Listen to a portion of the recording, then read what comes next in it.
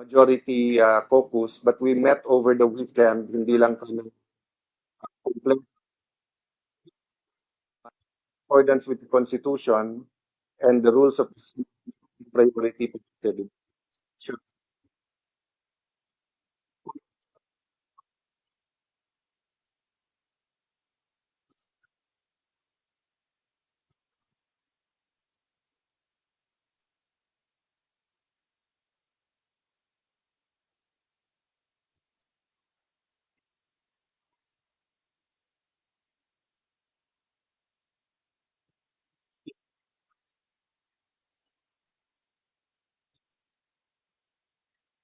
Yung dalawang yon dahil precisely hindi pwede namang sobrang daming priorities. We have to prioritize. So when I say organizing the Senate, that's the committees. Of course, any move to change the leadership is also a priority. That's the prerogative of anyone, anytime. Ooh. Okay. May I add? Mhm. Okay. Sir, kasi nung Friday kayo rin po yung nagsabi na may kumakausap from minority sa mga members ng majority. How stable is your majority block? May mga nagpaalam na po ba sa inyong lilipat sa kabila? As of last night and as of yung sa group namin a few minutes ago, it's more all rumors. Pero hindi nagbago yung sinabi ko sa inyo. There were meetings that took place, calls from both sides. May enticement, may pananakot, to be fair, it's not all willing and dealing. May appeal to the country, appeal to ganito, ganyan, etc. So, but as I said dun sa ating bishops at pastors who prayed for the nation today dito sa Senate, yung attack on the Senate started naman in 2023, di ba? Nung gusto nilang i-abolish ang Senate. And I really believe that the events in the last few months was also intentional na ma-weaken ang Senate because bubuhayin yung constitutional change, except this time around, regional Senate ang gusto nila. But to do that, siguro, part of the enticement is that may term extension, and then, yun nga, regional Senate. In theory, maganda yon kasi each region will have their senators. But the reality is, if you have 36, 48, 60 senators, yung possibility na maging rubber stamp, nandun talaga. Diba? So at this time of crisis, I don't take it against anyone of thinking about political reforms, whether maganda yung motibo o hindi. Pero naghihirap ang tao eh. So whether you talk about electricity, agriculture, prices of gamot, prices of rice, dun muna sana. Having said that, kanya-kanyang pananaw yan eh. Iba pananaw din nila sa Senate leadership, di ba? Yung anyone but Cayetano, nung nag-attempt kami nung February, yung kandidato namin yun din ang sinabi sa amin eh. Anyone but siya. So ang point ko, I think it's more of anyone that they cannot control. Sir, isa na lang sa akin. As of 2:03 ngayong hapon, you have 13, sir. Can you No. say that? To the best of my knowledge, wala namang dun sa aming kamusta, check, usap tayo mamaya, punta dito.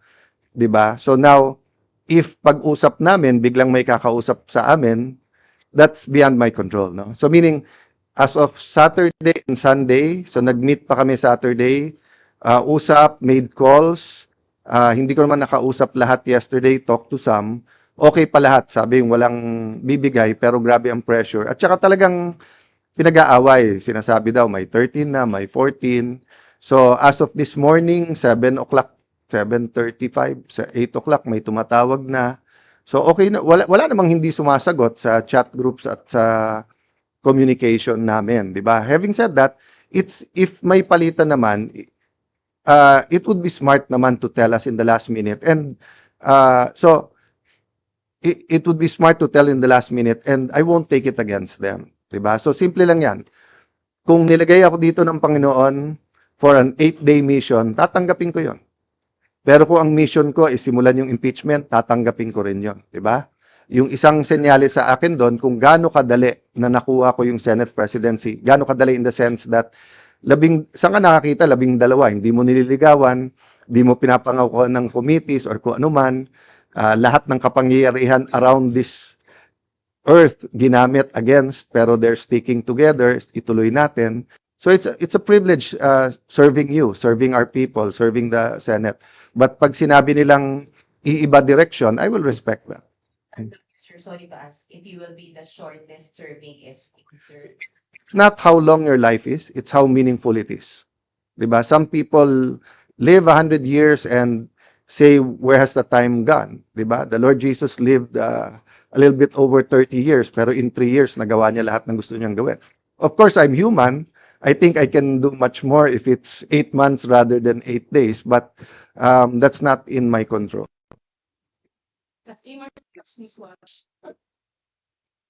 Hi, sir. Sir, your reaction lang po, merong mga calls for your resignation after what happened. Binabilis po yung pag-alis ni Senator Bato, the shooting incident, and si Director Matibag also said you should be held accountable. Your reaction to all these? Naman ako SP, pinagre-resign na ako eh. Buong buhay ko naman ganun eh, 'di ba? So certain people are called for the job. So even before I took office as Senate President, tinanong ko sa 12, bakit ako? And may reason kung bakit ako. Maybe because I was there during the time of crisis. You remember, nung pandemic, nag-break ang Senate, 'di ba? Ang House, mas marami kami. Gusto nila mag-break kami. Sabi ko, hindi pwede. Kailangan makita nila may gobyerno. Konti na lang siguro tayo dito. I don't blame naman yung mga nagsuggest sa akin Wednesday night na wala daw pasok the next day, Thursday, at i-cancel lahat. Sabi ko, hindi pwede. Kailangan makita nila may gobyerno dito. So, ang message ko sa NBI, hindi nyo natibag ang Senado. Under Alan Cayetano, hindi nyo natibag ang Senado. So, kung sino man, if I continue or may papalit sa akin, okay? Ulitin ko ha, during my watch, hindi nyo natibag ang Senado. Now, kung if I remain or kung papalitan ako, sana hindi matibag ang Senado. The Senate is a target, di ba? Because we are the last line of defense sa pagdating ng hindi impartial na impeachment. We're the last line of defense sa budget. We're the last line of defense sa charter change. We're the last line of defense sa kung merong gustong yumurak o sumira sa ating democracy. I'm not saying we, the Senate. But leadership matters. Di ba? So, dun sa nagsasabing take responsibility, kayo pumasok dito, kayo na maril eh. Tapos kami pagre-resignin nyo. Kayo mag-resign. Di ba? Pati yung mga ibang nagsasabing take responsibility for the shooting. I take responsibility for my reaction. Di ba? So, kung mamato ako dito, batuhin niyo ako pabalik, kayo magre-resign. Ako na mato eh. The one who takes, you take responsibility for your action. So I will take responsibility for my reaction, how I handled everything. But I cannot take responsibility for them shooting at us. Confirmed na, may gunpowder yung hinuli. Sa loob ng Senado hinuli yun ha. Until this time, may nagsasabi ng Pangulo na ang NBI daw nasa GSIS, wala daw dito sa loob. At hindi daw nagpaputok. So makikita mo, there's a lying all over going around. If they can lie with that simple thing, di ba? So sabi ko nga sa grupo namin, guys, hindi pwedeng maging general rule yung ginawa ng NBI. Tinetesting nila yung Senado. Unfortunately, dati, maraming nag-invoke dun sa spirit ni Salonga, Recto, Tanyada, Osmeña, Rojas, yung ating mga greats, di ba? In the past, pagka inattack ang Senate, nagka-come together lahat ng senador. Ngayon, algorithm at political bias na. That's what's sad about it, no? All the evidence is there. I mean, it's beyond our control na, like sa inyo, di ba? Pag dumating na sa editor, dumating na sa final, dumating sa live interviews, hindi nyo kontrolado lahat yon. Pero yung personal experience nyo at personal testimony nyo, meaning, pag tinanong kayo ng kapatid nyo, anak nyo, pag uwi nyo, ano ba talaga nangyari? Eyewitness din kayo eh. Diba? So, yun din ang ko sa inyo.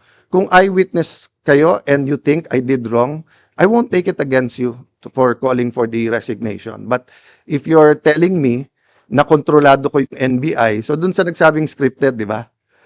Ang galing ko naman na pati NBI is under my command pala. So, there's no reason to eh. Di ba? Many of those who are calling for my resignation are political operators eh. Dati na silang may, meaning nung nasa DFA ako, resign Alan. Nung nasa Speaker's Office ako, resign Alan. Nung minority leader ako, resign Alan. Nag-ano lang ngayon, nag-echo lang ngayon dahil nga sa mga pangyayari. But for me, it's concerted effort from day one to get me out because they want someone they can control. The only thing I promise the 13 is I follow God. Diba? And, you know, following God is easy if you know exactly what He's telling you to do, diba? Pero if you have 5 decisions to make and all of them are godly decisions, hindi madali mag-discern na ano ba dapat gawin. So for example, as long as I tell the truth, that's godly, diba? But do I extend a friendly hand in friendship? Diba? Do I tell everyone, let's work together? Or do I pound the table muna para alam nilang hindi pwedeng ganito yung Senate? Those are everyday decisions that needs wisdom. And I'm not claiming to have all the wisdom, di ba? But uulitin ko lang ha, collaboration, okay. Pero yung sunod-sunod kami sa inyo at hawak nyo kami sa liig, hindi pwede yun. Collaboration, our government needs collaboration. The 3 great branches of government, judiciary, executive, have to work together. Senate, House, we have to work together. But yung sasabihin mag-surrender or puppet SP ka, hindi ka tatanggalin, pero kung ano sabihin namin, sumunod ka, sorry, hindi ko style yon. Last question, Yeah. ma'am. Hi, SP. Hila po kami ng status ni Saa Aplaska. Kung suspended po ba siya? And si Sec Dong That's po. part of our, thank you for that question. Apo, So pati that's- sir lang si Sec Dong Mendoza nag-resign daw po. To be fair kay Sec Dong, siguro a few minutes after mag-resign yung dating OSAA, he told me na magre-resign siya. I told him I want him around.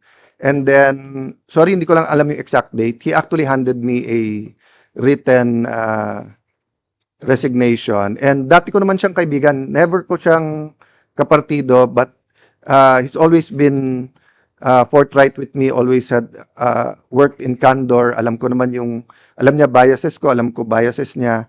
And then, he could have gone home Wednesday night nung marami nagchichismisan na umuwi na kayo or marami nagte-textan na umuwi na kayo. But he stayed, no?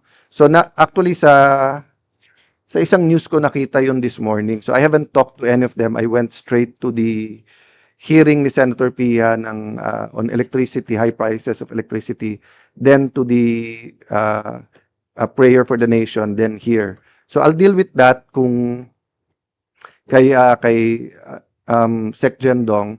And then kay OSAA, there are 3 options kasi. There's a legal memo prepared for me to discuss with the legal team. I'd like to thank, di ba, nasa internet pinost naman ni Attorney Tolentino, Mark Tolentino, na, you know, may separation of powers kasi. And then may certain officials na pwede i-suspend o hindi. And everyone was emotional during the weekend, kaya nga Saturday sabi ko, prayer and reflection. Hindi ko na sinagot yung kay Ombudsman na walang nagtanggap dito. Kasi wala naman tayong trabaho ng Friday, Saturday, Sunday. Wala naman official na pwedeng tumanggap. To my knowledge, wala naman yung supina. CCTV, walang question doon. Kung may miscommunication, it was cleared up naman, di ba? It's not true na walang CCTV. Meron, pero the lights were out eh. So, hindi lahat singlinaw nung iba. Number 2, as soon as Secretary John Vic called me, yun ang una niyang hiningi. Secure the CCTVs. When he got here, inulit ko sa harap. 2 copies. Sabi ko, gumawa kayong 2 copies, pero sa harap nila kayo gumawa ng 2 copies para alam yung original. So, yung isa nasa PNP or I don't think it's with DILG. I think it's with PNP. So, dun sa DOJ at saka sa Ombudsman, wag sila mangamba na matamper yon kasi hawak na ng gobyerno right after the incident, no? But as far as NBI and DOJ investigating, suspect sila eh. So paano sila mag-iimbestiga, 'di ba? That's why nga pumayag ako ng joint investigation kasi I am sure that someone will point the fingers sa mga taga-Senado. So kung suspect ka rin, hindi pwedeng ikaw lang mag-imbestiga, 'di ba? That's why I also appeal to all of you, whoever has videos, to the proper authorities kasama namin. So actually, I've been scanning the news and internet at kung ano man videos lumalabas doon, kinukuha din namin para maayos natin in a very logical and scientific manner. So, clarification lang po. Si Saa Aplaska, pati po si Secdo. I'll update you maybe in an hour or two kung anong decision. And I promised also both the majority and the whole 24 senators na magiging consultative or consensus yung aming decision making, 'di ba? So I don't think yung whether or not yung suspend. Remember, he's acting So hindi naman siya regular sergeant at arms, meaning he should also have an option na kung ayaw na niya. Diba? But he's been there, he's been reporting, he's doing his job. I don't think he deserves this, but sabi niya, sir, sundalo ako, sanay ako dyan. Si General Plaska pa rin po yung Senate Sergeant at Arms na We haven't made a decision. Kasi one option, diba, is sundin yung is a legal opinion na it's the Senate that can suspend, hindi sila. And one is to suspend pero to question sa CA. The other one is sila mag-question sa CA. So there's really 1,000 decisions that have to be made, but I just want to focus on convening as an impeachment court, organizing the Senate para wala nang magsabi-sabi na delay. Beside those two priorities, then pwede natin isa-isahin kung ano man ang mga kailangan nating gawin, no? So, Go ahead. your priority is committee chairmanship. Organizing the Senate in general. So that right now, that means the committee chairmanship. Yeah. Chairmanship and convening the impeachment court. Pero pag may tumayo to change leadership, hindi niyo po haharapin. It is. Diba? So, pag may tumayo po, Sila naman sasabi or kakampi nila kung hindi sila na delay namin yung impeachment. So, kung gusto nilang i-delay, nila. I've been in Senate long enough na kahit majority ka, kung gusto mo talagang i-delay, maraming gawin eh. 'Di ba? Sabay-sabay lang kayo tumayo, madi-delay mo. But I'm expecting a very naman decent and honorable exchange mamaya. sorry, Yes, go ahead. change of leadership, ipo-push niyo. Priority yun. It's a move to change leadership. Priority yun. Yun ang So, if you look at the Constitution, getting the Senate organized is the priority. Convene the court if you're not organized. How hearings if you're not organized? Yun, ano yung mga constitutional mandate? Siyempre, mandate laws, pero everyday yon. But to convene, di ba, and given the national clamor or trauma, whatever side you're on, may mawawala ba na we convene and start the process, di ba? Thank you, everyone.